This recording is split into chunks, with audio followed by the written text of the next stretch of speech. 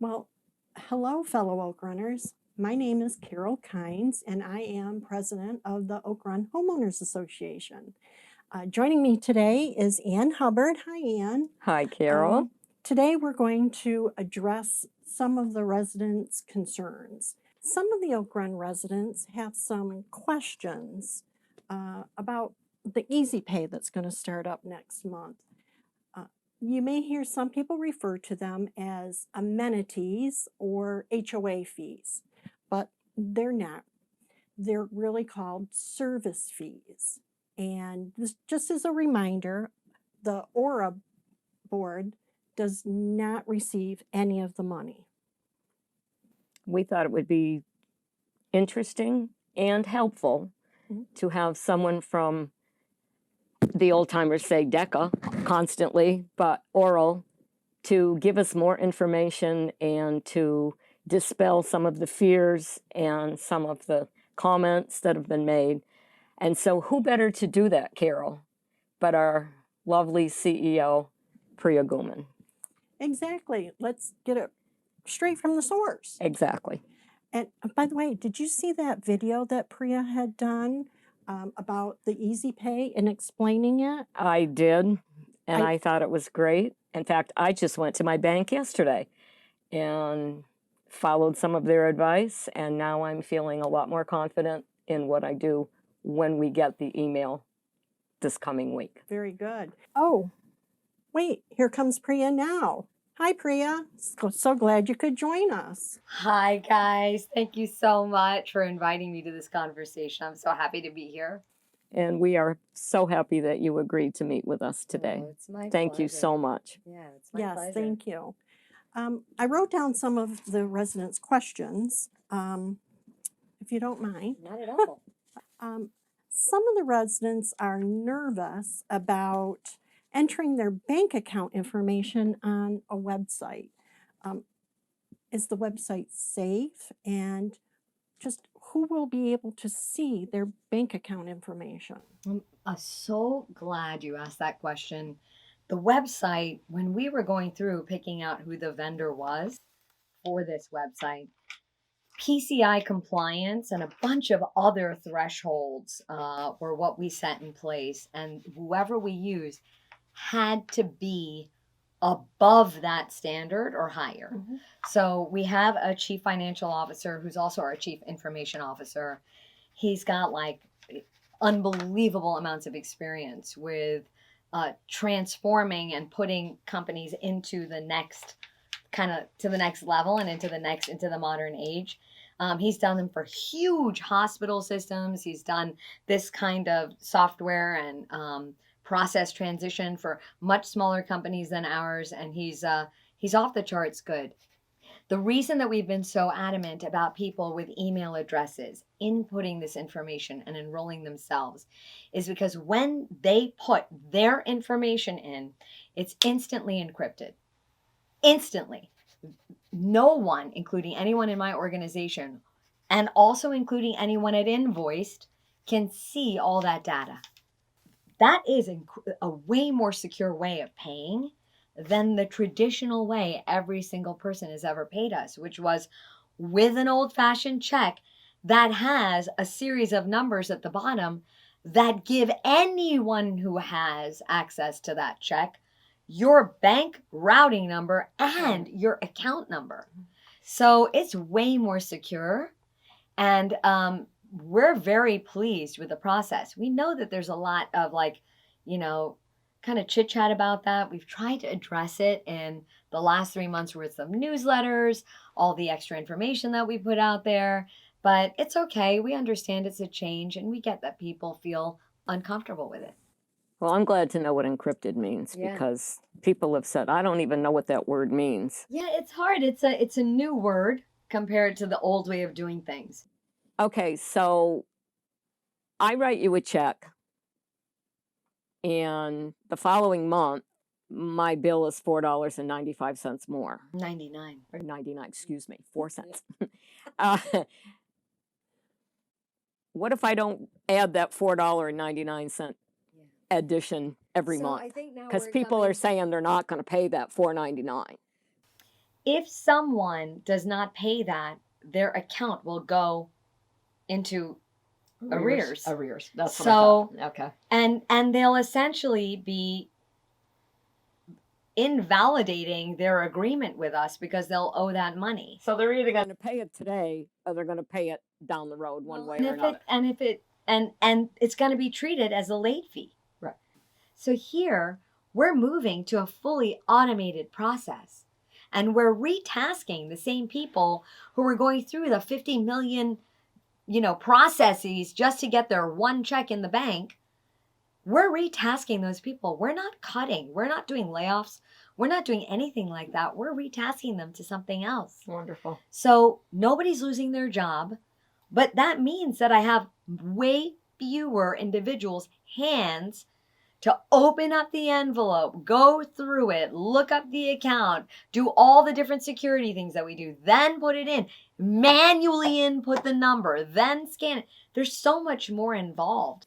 So some of the residents are thinking that they can still go through their auto pay through their bank, and that once the transition is made to this Easy Pay platform, they're thinking that their bank will be able to send a ACH. No, that's not available. Okay. The bank cannot ACH. We ACH the bank. Okay. Okay. It's not a two-way street. So the only way really to sign up for auto pay is to go into the Easy Pay platform. Yes. You cannot do it through your bank. Yeah. Okay. Exactly. But I think that gets a little confusing. for It's the such a good residents. question because it involves so many different portions of what their current experience is. Just a different experience. In a typical community with a traditional HOA, the residents get to vote on many of the changes. But Oak Run is not set up with a traditional HOA. Yeah. And some of the residents wonder why they don't get to vote on some of these changes, like the new payment platform and the gates and other business related changes. Could you address that? Sure, I'd be happy to address that because we have new people moving in every day and they also may not know the difference. We're so traditional, we're untraditional here.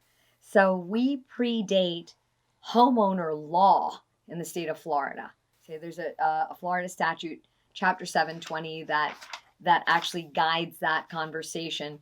And people who built their communities after that law came into effect are governed by that law. We're not governed by Chapter 720, okay? So we're not a homeowner association. We have what we call a homeowner association, which you're a director on that board, and we're thankful for all the work that you do for your fellow Oak Runners. It's really it's inspirational, inspiring for me. The HOA that we have, that we call an HOA, actually also predated HOA law. So we could call them a homeowner association, but it's not as defined by Chapter 720. For example, any one of these communities that has a true HOA, they can vote to do giant special assessments. We actually own the entire community, all the common areas, the facilities, they belong to us. We're a business and a for-profit corporation that charges our contract holders, which are a contract we have with each and every one of you individually, to provide you a set of 6 services. So it's not HOA. So we don't require a vote. Because we are the sole owner and the developer and the declarant of this community, we don't have a process by which people vote or tell us what we can or can't do. On the flip side, no one at Oak Run is on the hook if Oak Run went into financial distress. Only we are. Okay? So if something bad happened, no one at Oak Run would be personally liable for somebody being horribly injured. We would, because it's our property. So you have yes, you don't have voting power over the business decisions we make, but you also don't have a huge group of people all fighting with competing needs and competing ideas about what Oak Run should be like. And no financial responsibility. And none of the financial responsibility that we as the owners have. Right. So it's kind of a toss up. Everyone who's moved here has basically wanted that.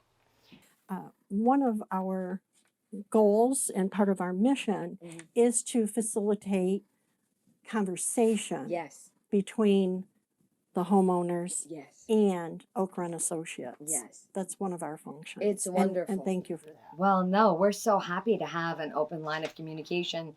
I don't know if everybody knows, but Allie is my assistant, Allie Inman. She's at every one of your meetings when you guys were having a regular meeting schedule. She's our liaison to the Oak Run board, and we really value what our boards provide to us.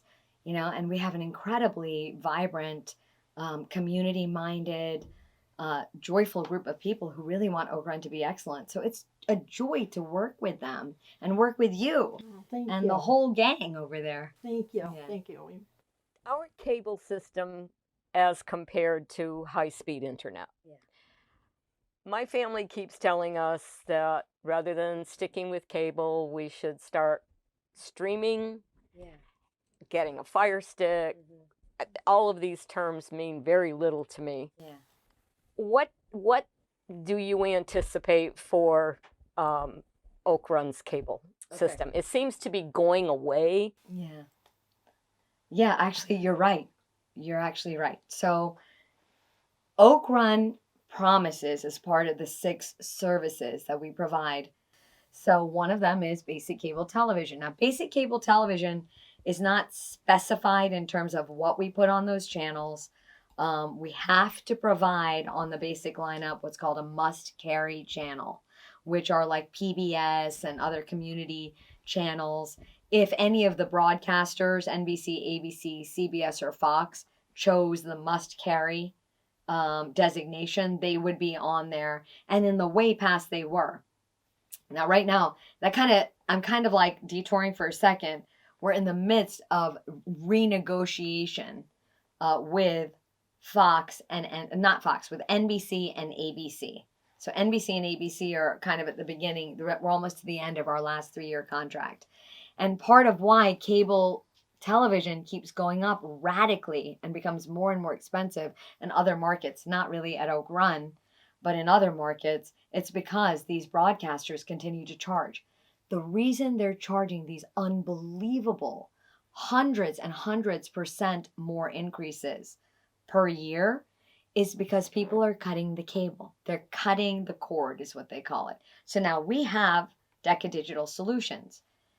Our digital solutions company has both cable TV that we provide, and then it also has high-speed internet. Everything in the industry is moving towards high-speed internet. So the question is, what is the future for us? Because we're providing basic cable television as part of those 6 services.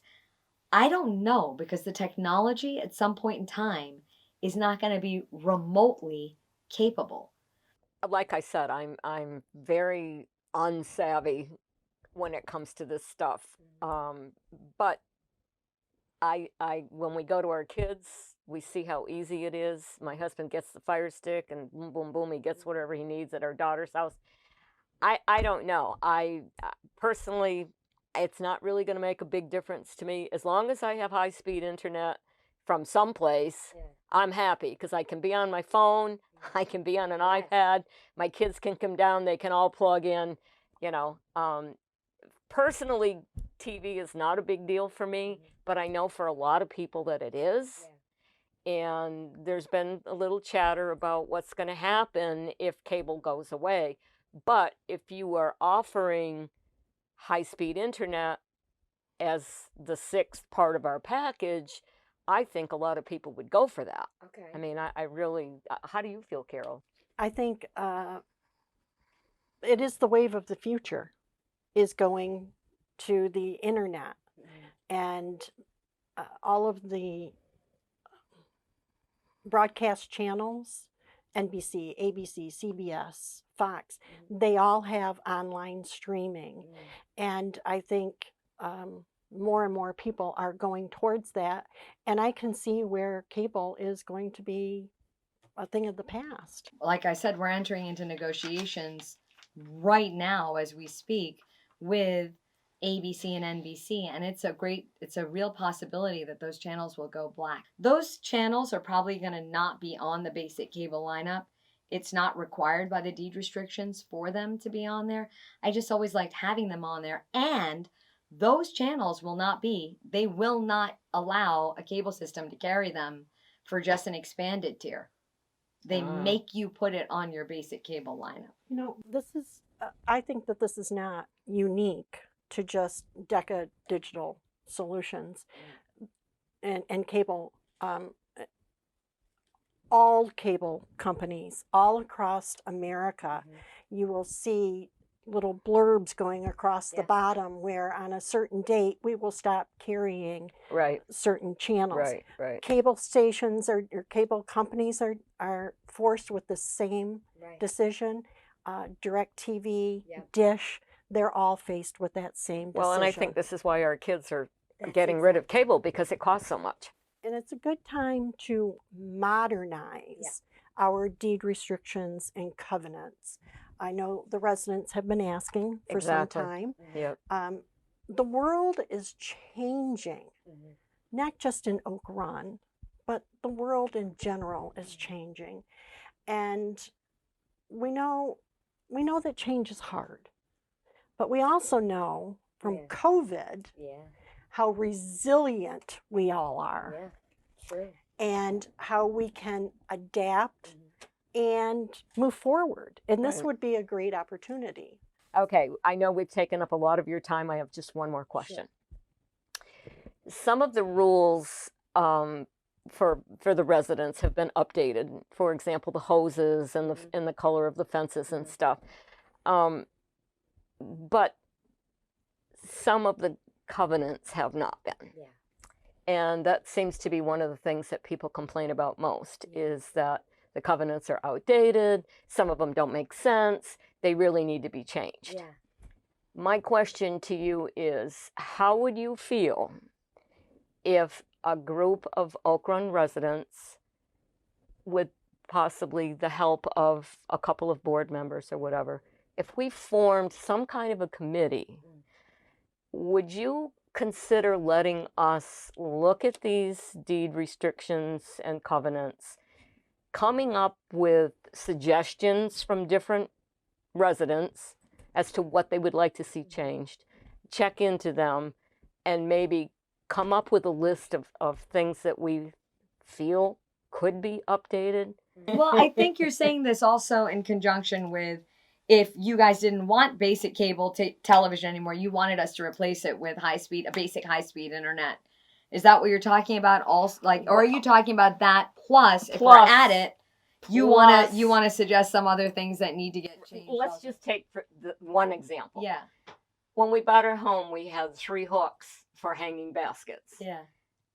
The covenant says 2 hanging baskets. So for 15 years, we've only had 2 hanging baskets. Yeah. But that 3rd hook still sits there. And I keep thinking, someday we may be able to have a 3rd. So the question is, here's what we do. We work directly with the board. Right. Okay? If the board said, look, here's what we think should change about these restrictions, and it includes stuff that really should be modernized, I am completely open to doing a full amendment of the restrictions. I'm sure the Aura board would assist in forming a committee of residents and look at modernizing those deed restrictions and deed restrictions and covenants. Thank you. It's a mouthful.